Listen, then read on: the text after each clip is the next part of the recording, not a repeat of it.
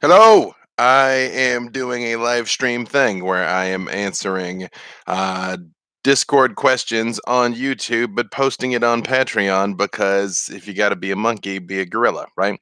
So most of the questions I'm going to be reading are from the patron exclusive Discord server, which if you're a patron of mine on Patreon, you have access to. I will try and keep an eye on the YouTube chat here also, and also on the Patreon message chat to see if I get any questions there. But you have the obligatory few minutes here of up nose shots from me as I'm trying to post this and tell everyone on the tweetagrams and on the discordages that we are live. So give me 30 seconds because I wanted to go live before I said I was going to do it and then have people click the links and then not be able to see or hear me. So, hey, here we go. We're going to do this. All right. So it's up on Discord. Now I'm live on, um, let's see. What should I say on the tweetagrams? What do you think?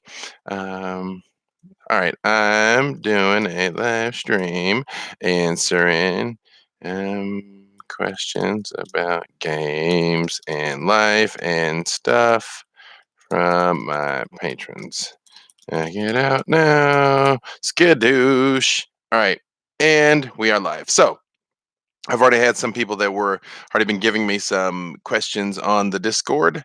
Now I'm just super stalling because I'm trying to give them a chance to get over here so they can see it because I don't want to be like, yeah, here's super the answer to your question. And they haven't had a chance to dial in yet. Also, I forgot to do something before we started, but that's all right. We're here. So this is like my super guerrilla low key version of doing this because if you've been following me for any time, I've tried a few times to do like super elaborate stuff and it like never works. Something goes wrong with the video, something goes wrong with the audio. So I was like, look, y'all, I'm gonna just throw on the headset, turn on the live stream, and we're gonna get down to it here. So um I am going to start at the top answering some of the questions that I got. Now, if the people that asked me those questions have not jumped over here to watch this yet, there's going to be a recording and they can watch it then. I just want to give you a couple project updates, though, especially as we near the end of the month here. I've ordered some new lenses for my sub 2R camera, which is crazy dope. So I'm going to be able to produce more video content soon. Like I said, I've got an idea for something I want to do, and I'm honestly not sure how to do it practically. Because one of the things that works so well about the sub 2R is you've got custom settings where you can make everything black and white. All of a sudden, you can change the colors, you can change the focus, you can mess with the green screen and stuff like that. So what I want to do is basically record a session or a story where I'm telling the story, but when I switch to the characters, I switch to the different presets. So that's how you can tell that like different characters are speaking at the time.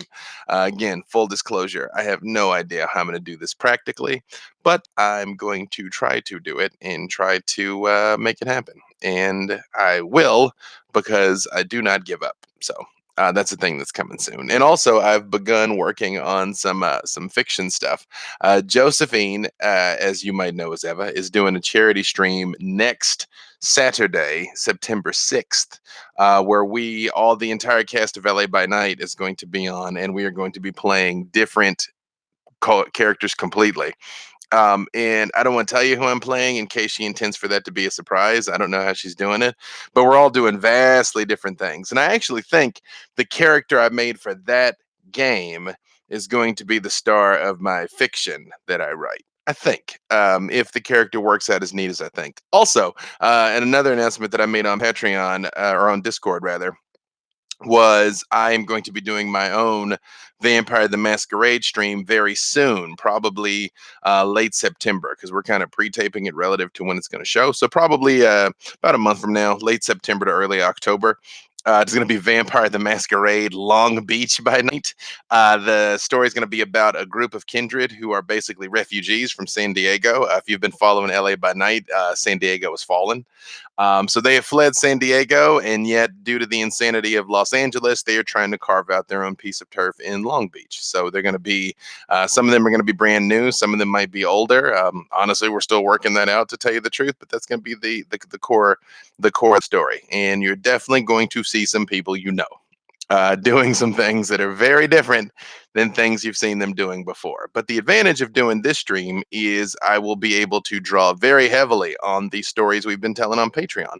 So a lot of these characters and situations and things that you all have done that have affected Los Angeles that have not canonically affected LA by Night will in fact have canonically affected the stream that we're going to be doing and the story that I'm going to be telling. So we should have some pretty cool opportunities to kind of like layer some stuff together in the near future. So I'm really looking forward to that.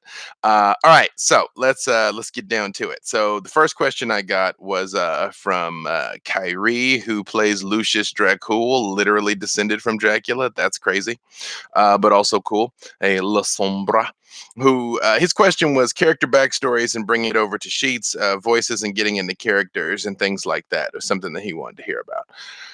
So almost all of us, believe it or not, and I've been told this more than once. This is definitely my process and a few other people's processes.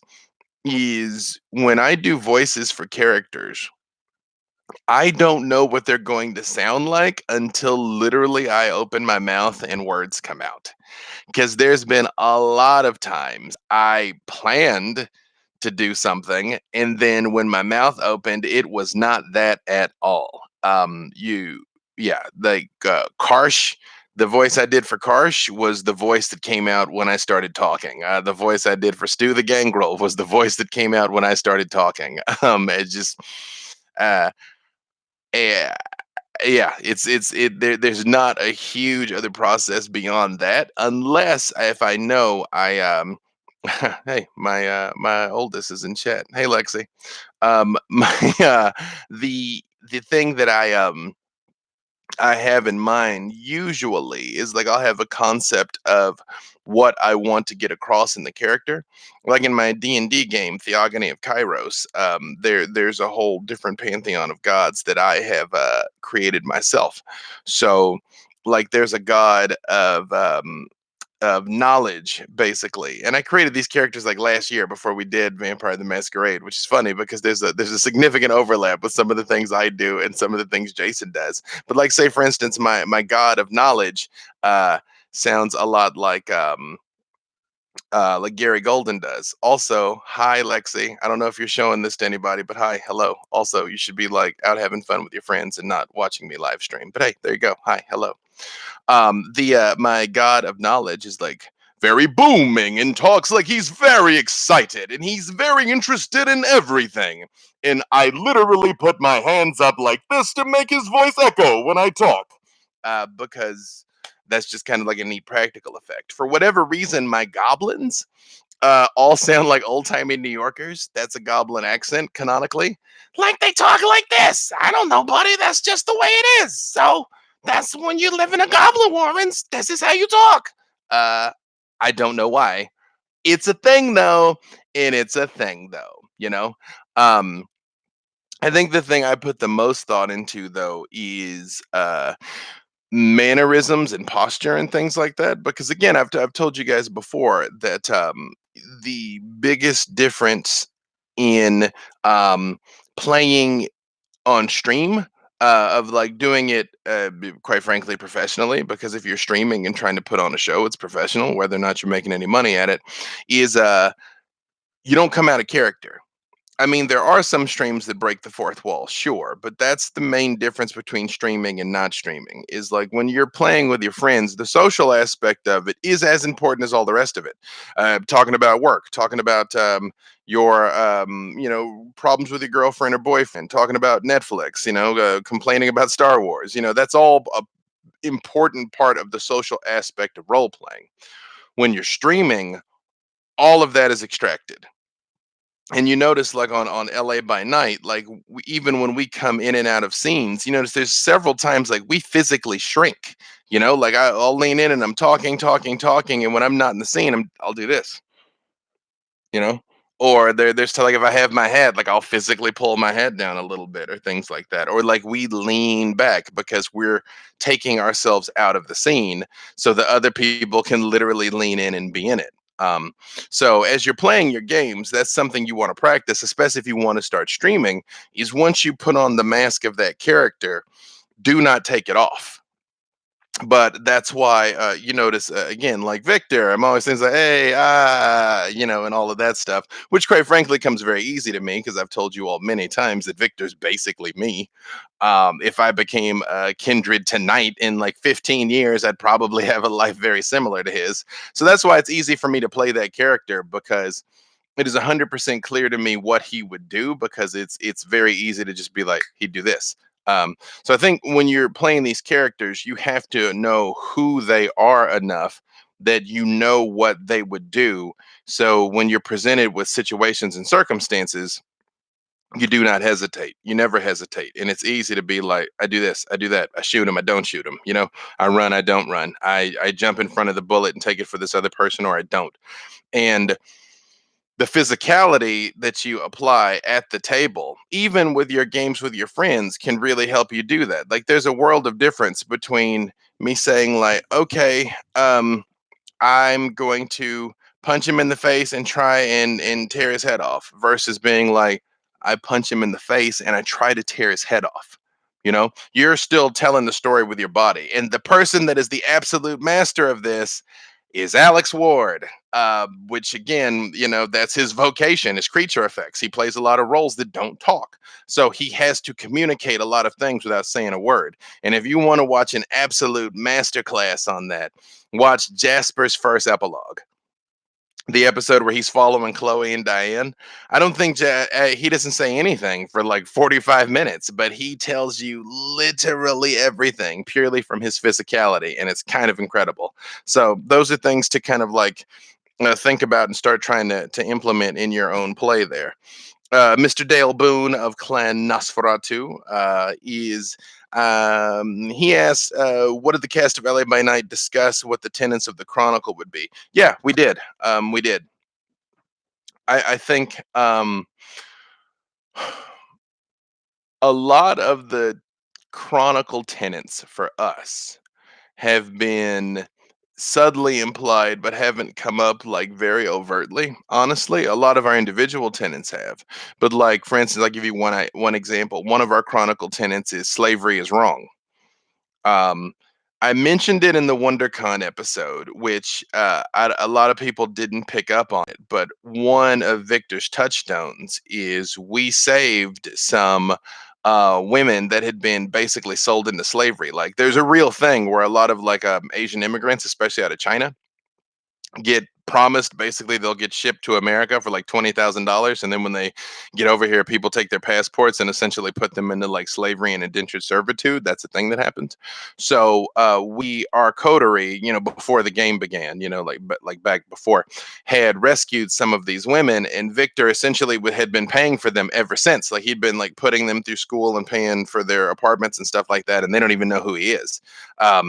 Because that was exemplary of this slavery is wrong thing. You might also recall when I met Miranda, that was a whole big thing about whether or not, I'm like, are people doing this stuff of their own free will? Like, are you making them do it? Which, there is a certain irony there, that it's slavery is wrong, and yet Victor is constantly dominating people and making them do things. The irony of that is not lost on me, right? So I try to be careful about the kinds of things I'm getting people to do and when they do it, and to what extent I apply that power. Because you got to remember, Vampire in particular is a game of personal horror, that you are a monster and you don't want to be. And some games are more lighthearted than others, and most of our Patreon games have been fairly lighthearted. It's either like funny or kind of scary because people are shooting at you with dragon's breath rounds. And the reason why I do that, honestly, is a lot of times it is difficult in the context of a one shot to set up a lot of emotional or interpersonal tension, because it's hard to get everybody into the role and know each other and kind of get to that place. Whereas if you hook it on sort of to the external narrative of LA by Night and people and places and characters that they already know, and then you put them in a very tangible, real, and physical danger, you kind of get a very similar reaction. Which is why I do what I do, which is why these games have been more action heavy than, say, a ongoing campaign would. Some of the players in our ongoing vampire campaign No, some of the sessions have been a little bit slower burn, um, but not a massively slower burn. Because since we don't play a lot, I still want them to be able to like feel fulfilled and like they're having an impact. But they spend more time talking and politicking and investigating things in those games than we did in some of the one shots, for instance. And again, that's why. Especially because when I'm dealing with one character who might be really great at computers, and in the time that we're dealing with them and whatever they're trying to do for their analysis and things like that, um, uh, the other five people are not doing anything. you know they're people are kind of standing there and just sitting still, which the burden is on the storyteller to make sure that you keep getting people engaged, because like I said, you can see when we're in our scenes, we come forward into our scenes and we do something, and then we disappear, right? And so ideally you as character are hitting it when you hit it and then sort of pulling back a little bit, and the storyteller is the one who's like, what do you do, what are you doing, what do you think, where are you, this happens, and kind of keep everybody engaged, ideally. Especially because some people are shy and may never speak up. Some people are too gregarious and interject too much. As a general rule, again, if there's a scene that your character is not physically present for, don't say anything. Every once in a while, we are all of us guilty of the odd. That's what she said. But for the most part, events your character is not physically present for, yourself should not interact in at the table, right? Unless you've got something like they're texting each other or something, but you know what I mean. Let's see. Integrating idiotic onliners into ongoing campaigns as recurring story and plot hooks. Thanks, Dad. Um, what I've done in most of these games, if you're seeing this, you probably played in one of my Patreon games this month, but if you didn't, the core conceit of most of these games is Victor Temple asks you to do a thing. That's a plot hook with a universal adapter. So, what I know in advance when I sit down at the table is, hopefully I've read everybody's character sheets, and I know what Victor is going to ask them to do. It's been things like find strikes, um, find out who's trying to force this war. At least once it was literally save Strauss, things like that. Um, so with these, when I knew what I wanted to have happen and I sit down, then I start seeing who the players are, how they intend to play these roles, how they interact with each other, what skills they all possess, and then sort of go from there. I have the luxury of the fact that we've had a very elaborate tapestry of LA by Night that's been woven to draw on, and then we have all the events of these games, which are all canonical, and all have really happened, to draw on also. So there's a whole secondary cast of like places and events and NPCs and things that have happened, like the whole Thin Blood thing, and these like Norse cultists and all of these things that are going now. Um, have all come up as a part of these games, which again, while non-canonical to LA by Night, are going to be super canonical to the stream that I do, is all things that have really happened. So hey, GG. The thing that's going to be different with this, though, obviously, is I won't be playing Victor, and I won't even have them like talk to Victor or anything because I don't own that character. Um, but the characters will still be aware of the events going on in Los Angeles because those are canon to the World of Darkness, if that makes sense. Also, Malice MMA is incredible. That was something that Thad came up with in the game, and I'm for it. Also, Victor may or may not be placing wagers on Ghoul Mixed Martial Arts competition because, quite frankly, that sells itself, and I'm all for it. Mr. Dale Boone asked again, is sticking to archetypes versus subverting archetypes in RPGs. Now, this is interesting because, again, in many ways, the character of Victor Temple is absolutely subverting an archetype. Again, I've gone on record many times about the fact that I absolutely wanted to play Aventru. I had to play Aventru because they're my favorite clan. And I think they get misrepresented as just like sleazy 80s bankers. And I wanted to show that the clan could be not that, that there was another valid take on it.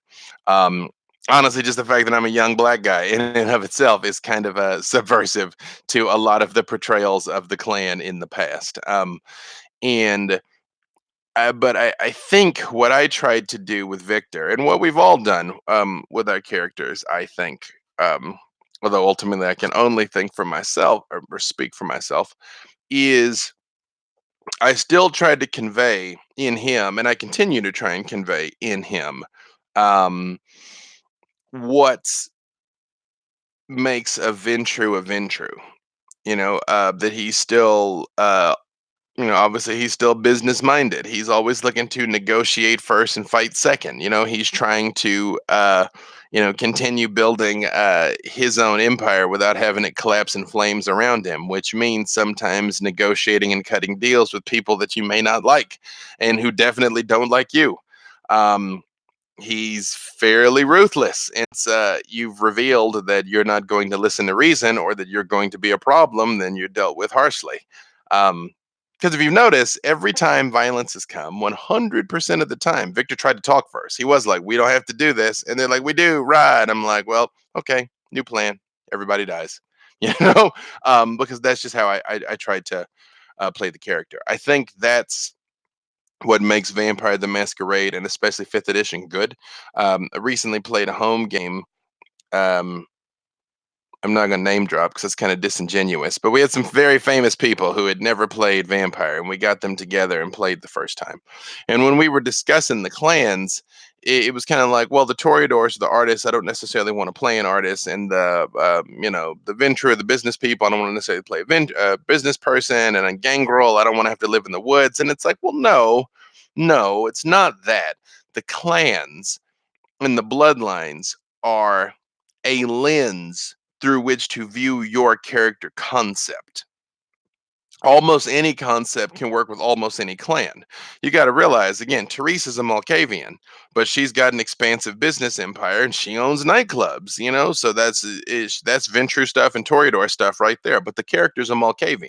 The same thing. Isaac Abrams is a Toreador, but he's definitely about that business. He just made his money in movies, which is still art, right? Um, the I'm just uh, all right. I'm gonna say what I'm gonna play in Josephine's game. I won't say what anybody else is gonna play, but I'm gonna say what I'm gonna play. I'm playing a Malkavian police detective who can see ghosts, but he can see ghosts all the time and he can't turn it off. Right? That is my character concept. Which again, you'll see how I play it next Saturday, but I don't necessarily intend to play him as a fishmalk type thing, so much as almost more like a John Constantine, even though still clearly Malkavian. We will see to what extent I am successful in that on Josephine's stream next week. But again, that's not the standard archetype of the "ooh, I'm so crazy" person, but it still very much fits into the mythos, if that makes sense. So there's lots of ways to interpret these things. There is a Lochaber X. I don't know what that is. Sorry, I guess I have to Google it. Somebody tell me what a Lochaber X is. Lochabe. Sorry, dying. Lochaber. Lochaber X. Cassandra has asked what to do with your NPCs and how you implement them. So my NPCs that I create NPCs to do one of two things, either to advance the narrative or as an on the spot reaction to something. So, again, given the example of the god of knowledge in my D&D campaign, Theogony of Kairos, and he's shown up in basically all of them now. It's Ipsite Bashert is his name. Um, I knew those characters were going to be granted their powers by the gods, so I needed gods to grant them powers. And so I created him from that perspective. The other time you'll see NPCs come up is when, like in games like this, when somebody's like, well, I've got contacts. Let me see if I know a guy who knows a guy. Roll, roll, roll. Yeah, you do know a guy who knows a guy. That guy's name is Frankie. And it's like, I want to call Frankie. And then Frankie's like, yeah, baby, what's up? It's Frankie, And then it's just done. It's just created right then. Um, the hardest part about it, believe it or not, is making sure you keep track of the NPCs that you've created and what's happened, especially if they're going to call them back again, um, because that comes up a lot. Especially when characters that I thought were throwaway characters suddenly become very important. Like in one of our games, the game with Thomas, who had been sent that Alex was playing, who'd been sent there by Nines, was in talking to a girl in the club who'd witnessed something. Somebody blown up one of Victor's cars. It was an assassination attempt right in front of the club. He starts interviewing this girl as as a witness to what had happened, and essentially I just kept rolling like astonishingly for this girl. So she'd just seen a lot and was like resisting all of their like disciplines and things, and she just ended up being this gifted mortal out of nowhere. So Cindy is apparently a mastermind person that is now in the game because she was like a throwaway NPC that fate decided wasn't, um, I've had that happen multiple times, and in a Pathfinder game I did years ago. I ran them through a campaign from level 1 to level 20. One of the things there was a bard in the group who was secretly evil. The only one who knew he was evil was he and I. And he was charming and dominating people and monsters all along the way. So I knew he was doing it and he knew he was doing it. So they'd go and they'd fight like bosses and mini bosses, and he'd stop everybody from killing them, and he'd like try and land charm, and it was a high level campaign and it would work. And so he was charming all of these creatures basically just to build his own like army. And we had a character who was a succubus, who I he charmed the succubus, and then I secretly had the succubus was charming everyone else. And at one point, she charmed everyone in the group but him, because to her, she's helping him. Because it's like, I work for you, they work for me. That means they work for you. And there definitely was a moment where his charm broke on her before her charm broke on them. And of course, hijinks ensued. But what ended up happening, and the way that I played that character, her name was Karanda. She became just like a part of the family, and I played it out as her arc was essentially that even though she originally had been compelled magically to want to help and travel with these people, over time they'd had enough adventures and done enough things and seen enough things that they actually really became friends, which was very interesting and fulfilling, honestly. And that character's become one of my favorites. And she shows up to some extent in every game I've seen since. So for those of you that are in the ongoing D&D campaign, you very well are probably going to see you know, a particularly tricky succubus turn up at some point here. Actually, I'm gonna look at some of the YouTube comments here, dude. Yeah, exactly. Katie is right. Beckett is a gangrel and he's a significant historian. That's true. Whether or not everything in Beckett's Jihad Diary is accurate is 50-50 because again, kindred lie. Um, but yes, there's an example of a brainy uh, uh, gangrel, right? Stu is a gangrel, for the record. Um, He said something. I had the same thing. Michelle, I had the same thing happening with my fighter. He was meant to be a one off character. Her name was Calamity, and her ability was to reload her crossbow using her bra of holding. Also, fantastic. Deeply approve of this. Yes. But again, that sort of thing happens. And I think you just got to be prepared to lean into it. And there can be times, like, especially if you've watched We're Alive, um, or also 10 Candles, but especially We're Alive, there's plenty of times where we're like, we want to see if there is a supply station here. Ivan, roll, roll, roll. Yeah, there's a supply station. All right, we want to go find the shopkeeper. And you'll literally see him be like, okay, I got it. The shopkeeper's here. And then it goes, so don't even be afraid to just say, kind of be like, okay, hold on, cool, cool, cool. All right, I got it. Let's go. Which some of you have seen me do even over the course of these games, right? I think my biggest piece of advice, honestly, is don't be afraid to make a mistake and don't be afraid to mess up and don't be afraid to like contradict yourself. Just kind of like go with it and roll with it and have a good time. Um, all right, let's see. Mm, Balancing the limelight during a one shot full of strangers. Okay, so obviously that can be a challenge, especially when you have some people that are more extroverted and want to like jump out and do things versus people that are more introverted and aren't. And the main way that I gauge it, honestly, is I'm physically looking at people on their cameras. because there's times that there's people that aren't in scenes, but they're still very engaged. They're looking, they're yes anding and all of that stuff, right? Honestly, the biggest red flag in the world, to tell you the truth, is this: if somebody picks up their phone, I know things are going wrong. Some people have notes and stuff on their phone, but for the most part, the phone is a sign that they're disconnecting. Because as a storyteller, your job, your only job, is to elicit an emotional reaction in your players. It doesn't even matter what the emotional reaction is. It can be happiness, sadness, terror, laughter, whatever. But that is what your job is to do. Second to eliciting an emotional reaction, you want to give them a chance to feel powerful.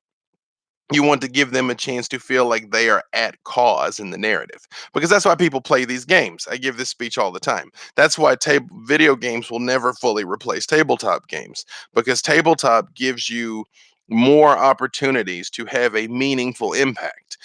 Video games, you can have that, but by definition the story's kind of on rails of where you can go and what you can do. Even in sandbox games, there's still only so many things. um you can't be like, I'm gonna go outside Mournhold and burn all of the trees in a 10-mile radius in Elder Scrolls. Like, you can't do it. You can in D&D. You can in Vampire, like those sorts of things. You can roll a 20 and crit and one shot the boss, like Dragon Jam did in our recent D&D game. She took the boss's head off with her Vorpal Scimitar. Like, she stopped time, Vorpal Scimitar, cut its head off. Like, GG, I win, right? You can't have that in a video game. Um, so when you notice that people aren't talking or kind of disengaging, and things like physically leaning back, people physically leaning in and physically leaning away are genuine signs of whether or not they're engaged. Some people represent their physicality differently, of course, but for the most part that's a good sign. So again, the burden is on the storyteller to be like, hey, what do you do? What do you do? Which is the real reason why, honestly, I prefer everybody to have a camera. Obviously, you connect more with a human being when you can see their eyes, but also I personally can see when how engaged a given person is, and can kind of keep pulling them in, and have NPCs talk to them. Have the person that's more quiet in the corner, the bartender walks up to them and is like, "What do you have tonight?" type thing. Um, just out of nowhere, be like, "You notice that guy over there in the corner has a gun tucked in his boot. There's not supposed to be any guns in here." And then just give it to him and see what they do, right? Stuff like that. And honestly, that's one of the hallmarks of a good storyteller versus one that is less good, is the ability to pull people into the narrative like that and give everybody a chance to shine and everybody a chance to feel important. However, I know I just got done saying that it is the storyteller's job, but it is in fact your job as a player, because there's no chance the storyteller can keep track of what everyone can do and the capabilities of every player, especially the higher level the content gets. So you do sometimes, when it is your turn, to be like, so I've got contacts. Is it possible that I know somebody? I've got a high technology. Can I look online and see if I can find something? I've got a cult. Can I figure out what's going on here? Because in Vampire in particular, I was just explaining this to somebody. D&D is an explicit system. You can do what it says you can do, and you cannot do what it does not say you can do. Now, some dungeon masters like myself will be like, roll it, let's just see, let's just try. Like, I try to never just say no to a player. But rules as written, if you're like, I run up that, I jump off, I turn a flip in midair and I shoot an arrow. You don't, at least not the way 5th edition is set up. Like, you don't. um Hopefully your DM would be like, well, you could move that far. Give me athletics, give me an attack roll. Let's just see, because that's dope, right? Um, Vampire and the storytelling system and storytelling driven systems are implicit. The idea is you can try anything, you can give anything a shot. I mean, within reason, of course. If you're like, I go out and shoot down the moon, I'm like, you probably don't, but roll it. Let's see. Because if you get like, I shoot down the moon and I got 14 successes, I might be like, you shoot and you deflect a meteor that was falling out of its path and it lands and does the thing you were after. But whatever, right? That is the advantage of these systems of being able to attempt things. So make sure you're reminding your storyteller of what you're capable of and putting ideas forward. And do not wait for them to try and pull it out of you, because chances are incredibly high they don't know what you're capable of. Um, it is definitely a collaborative story. Yes, a collaborative art form. All of gameplay and tabletop is a collaborative art form. And yes, Cassandra, you absolutely. Hope you already did it, Cassandra. I was gonna say, Cassandra's like, should I create a Malice MMA logo? The answer is yes, and then it has already happened. Also, I'm for it, 100%. This is all great. Eddie's making a ton of emojis. Again, if you're on my patron only Discord server, we have a ton of custom emojis from Vampire and some of our other things that Eddie has made, and they are kind of incredible. Um, all right. How long is your ideal weekly game in terms of like hours of play? How many hours are you prepped for? 3 to 4 hours is optimal, I find. 3 to 4 hours is optimal. A stream, 3 hours is fantastic because it's enough. 2 hours is pushing it, and there is a move in the industry for 2 hours. I've run some 2 hour games, and it's tough because it takes some time to ease into it and like get everybody on the same page and get everybody in the mood and kind of like embrace their characters. And if to tell a beginning, middle, and end in 2 hours is hard, obviously movies do it all the time. It sounds like a lot of time, but it isn't, especially when you start rolling dice and fighting, 'cause that stuff takes a long time. So 3 hours is optimal to me. Um, a lot of my games are. Um, 4 hours though, because again, it takes some time to get in and get settled. Sometimes people have like technical issues. Sometimes newer players aren't like quick with it. Like it takes them some time to look things up and figure things out and things like that. So you want to make sure that everybody's got their time to shine.